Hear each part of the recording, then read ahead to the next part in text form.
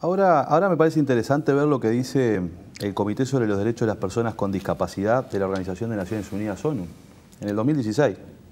Ya lo había dicho en el 2014.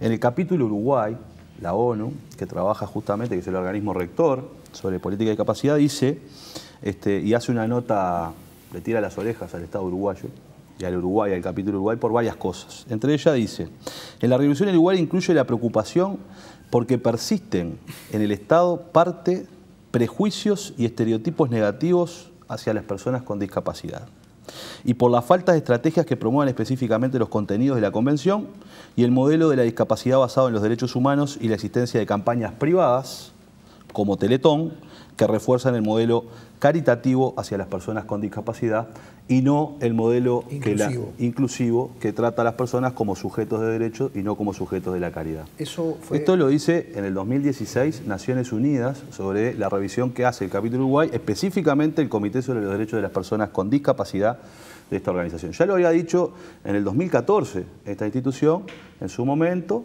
y lo ha planteado sistemáticamente, y lo han planteado varias organizaciones de familiares y de personas con discapacidad acerca de promover este estereotipo donde la persona con discapacidad no es un sujeto de derecho, sino es un sujeto de caridad, y por tanto, para su atención, es decir, para los derechos, para poder ejercer sus derechos, tiene que recibir ese tipo de cosas. Eso es por un lado. No, pero deja que Pablo querés decir algo sobre esto, porque seguimos y tenemos poco tiempo. Después viene la otra parte. Vamos arriba. La del negocio publicitario. Sobre esto, Pablo. Bueno, a ver, ¿cuál es tu mirada? Yo conozco la posición de Alejandro porque fue muy explicitada y muy difundida en su momento. Leí, no el informe en sí mismo, pero sí las versiones periodísticas del Comité de la ONU. Creo que es compartible en muchos aspectos, no con relación a la Teletón desde mi punto de vista, sí desde el punto de vista general, en cuanto a que aquí hay un aspecto cultural. Allí se promueve, entre otras cosas, que a los discapacitados intelectuales se avance en el camino de la desinstitucionalización, se avance en el camino de un tratamiento distinto. Hay cuestionamientos a la Constitución de la República. Por ejemplo, en el caso de la aceptación de los inmigrantes, que la Constitución establece, y yo creo que eso es arcaico, que los inmigrantes van a ser bienvenidos y recibidos en la medida en que no haya un problema de ineptitud física o mental. La propia suspensión de la ciudadanía, que una de las causales tiene que ver con la ineptitud física, no solo con la mental. Bueno, yo creo que esos aspectos me parece que es razonable que desde el punto de vista del abordaje y el tratamiento de los temas los pongamos en debate. Sobre el aspecto específico de la Fundación Teletón, creo que aquí tenemos que distinguir entre lo que la Fundación Teletón como tal hace y hace por los beneficiarios de su acción y en todo caso de qué manera se comunica y si está bien o mal la exhibición que a fin de año en la campaña que se hace de 48 horas seguidas es correcta o incorrecta. Yo contra la Fundación Teletón francamente no tengo nada, creo que hacen una gran obra, lo digo francamente, porque sin ninguna duda, bueno, atienden honestamente y verdaderamente a gente que lo necesita y a niños que tienen discapacidades intelectuales y físicas severas, y me parece que esa función se cumple. Si eventualmente hay aspectos reprochables desde ese punto de vista, los podemos discutir. Pero creo que ese ahora, es muy difícil aquí, Alejandro, ¿verdad? No es lo que hacen, por ejemplo, en el Centro Teletón en el Prado o en el Centro Teletón de Fray Bentos, sino vos te estás refiriendo a lo que ha señalado como un negocio publicitario. Exactamente. Pero digo, durante la transmisión televisiva que se da durante 24 horas en un fin de semana de noviembre. Pero si en esa transmisión televisiva se recauda lo que se recauda o no se recauda. Yo creo que en esto... No, está bien, pero fue parte del debate y de la cacería de brujas que se generó, porque inmediatamente algunos actores vinculados, incluso actores, digamos, del medio periodístico, vinculados a esta institución, enseguida colocan a una persona discapacitada en la televisión, la exponen y me hacen una pregunta a mí si yo estoy de acuerdo o no en que sea atendida en el Centro Teletón. Y ese es el uso que se hace, que es el que yo cuestiono. Yo no cuestiono la actividad que se realiza en el Centro Teletón. Bueno, porque se interpretó mal. No. Hubo una intención en el medio... Tú no estás en contra del Centro Teletón, en el medio de la transmisión. De la obra que realizan. No, en el medio de la transmisión, se planteó esto sobre esta base, porque yo lo que cuestiono es que se genere esa gran maratón donde hay firmas, empresas y marcas que sistemáticamente se están emitiendo por la televisión, que en realidad están obteniendo propaganda, porque están obteniendo publicidad, ¿verdad?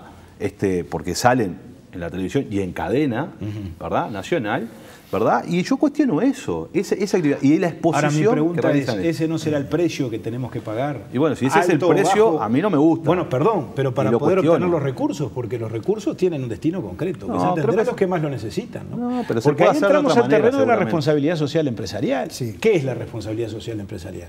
¿Es responsabilidad social o es también una suerte de promoción de las empresas en el sentido de que le dan una señal a la sociedad de que tienen conciencia social? Pero entonces y que, por lo tanto, título de responsabilidad pero a ver, empresarial ¿quién tiene autoridad? Es más bien una cuestión de marketing, Pablo. Pero ¿quién tiene autoridad para fijar los límites? Permitime A uno le puede parecer mejor una determinada forma y a otros le puede parecer mejor otra. Ahora es muy difícil de laudar, francamente creo que es muy difícil de laudar. Pero permitime dar de vuelta ese argumento, y que tiene que ver con que esa responsabilidad empresarial y esos minutos y segundos de televisión que cuestan muy caros en este país y en todos los países, de cada 100 pesos que donó esa empresa, 83 eran impuestos que debería haber pagado el Estado, y solo puso 17. Quiere decir que ni siquiera estamos hablando del total para ese elemento de responsabilidad. Capaz que falta transparencia, que se diga y que se aclare, por supuesto. Con respecto a la televisación, porque queríamos con Luis específicamente dedicar algunos minutos a la Teletón y a sus distintos aspectos. Con respecto a la televisación, en los 4 canales de televisión abierta que tiene nuestro país, ¿cuál es la visión que tienen ustedes? Bueno, yo incluido Claro, porque ahí está asociado al fenómeno de la publicidad que plantea. Sí, claro, está muy bien. No sabemos qué piensa la dirección de nuestro canal, no sabemos lo que piensa nuestra directora, no sabemos qué va a ocurrir este año en noviembre con la transmisión de la Teletón en este canal, no lo sabemos. Bueno, si tiene que estar el 5 o no, puede ser motivo de una discusión independiente. Ahora, mi pregunta es, si no se hiciera la maratón en los términos en los que se hace, y todos la vemos, y si no se generara toda esa movida que se genera, ¿se alcanzarían determinados resultados? ¿El Centro Teletón podría cumplir con los proyectos que lleva a cabo, con las instancias de rehabilitación que concreta, o no podría? Me parece que esa es la pregunta que tenemos que hacernos, porque lo perfecto es enemigo de lo bueno. Es decir, acá todos quisiéramos, para empezar, que no hubiera discapacidad, o que la gente no se viera enfrentada a estas situaciones dramáticas. O que el Estado tuviera los recursos suficientes. O que el Estado pudiera financiar todo y que no necesitáramos del aporte de ninguna empresa y que las empresas le podríamos cobrar los impuestos del primer peso al último. Bien, pero sabemos que la realidad no es esa. Y a Alejandro también. La gente que no tiene televisión por cable, ese fin de semana no tiene otra que durante 24 horas no va a Teletón. Sí, por supuesto. Bueno, si ponemos por delante el interés del televidente, alguien lo podría plantear en esos términos, o el interés del que está necesitando la solidaridad colectiva.